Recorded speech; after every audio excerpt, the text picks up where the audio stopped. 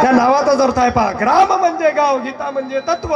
माझ्या गावामध्ये राहत असताना माझे काय तत्व आहे, हा, मी गावामध्ये कसं राहावं, मी गावामध्ये काय करावं, मोठ्यांचा आदर भाव कसा करावा, आई वडिलांची सेवा कशी करावी, हा, हे सर्व त्या ग्रामगीतेमध्ये आहे. पण तुमच्या गावात सांगायची गरजच नाही, कारण 13 वर्षापासून एवढा मोठा सप्ताह चालू आहे.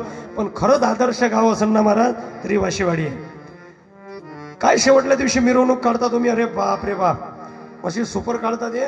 4 क्विंटल हळद असते नाही, हा, 4 क्विंटल, हा, हो, 4 क्विंटल हळद.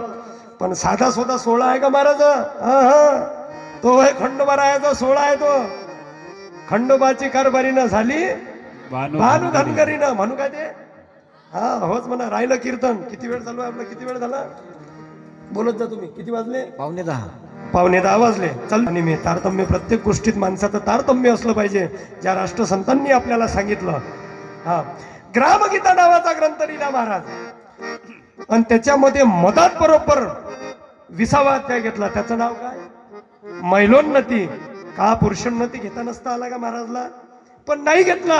राष्ट्रसंत तुकडोजी महाराजांना माहित होतं का, पा मैलोन्नती अध्यायामध्ये एक उभी आली आहे.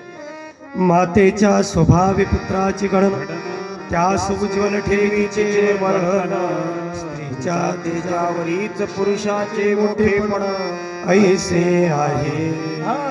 24 तास लेकरं तुमच्या ताब्यात असतात महिला मंडळ. हा, पुरुष मंडळी आपल्याला तर काहीच टेन्शन नाही आहे. बस लेकरू झालं की माय पायात बसते, कपडे तेच धुते, भांडी तेच घासते, स्वयंपाकही तेच. हा, या वर्षी जो कायदा बदलणार आहे श्यामदादा, कायदा बदलणार आहे. 26 जानेवारीला पहा आता काय होईल. लाल किल्ल्यावर भाषण, समान कायदा, समान कायदा. श्रीकृष्ण दादा म्हणजे सकाळचा स्वयंपाक बाया करतील तर संध्याकाळचा समान कायदा निघणार आहे. सकाळचे भांडे बाईने घातले की संध्याकाळचे 50% आरक्षणाला तर मोठ्या बोलून राहिल्या माणसं. हाय माणसं. ह्या लाडक्या बहिणी दिल्या का तुम्हाला, दिले का 1500?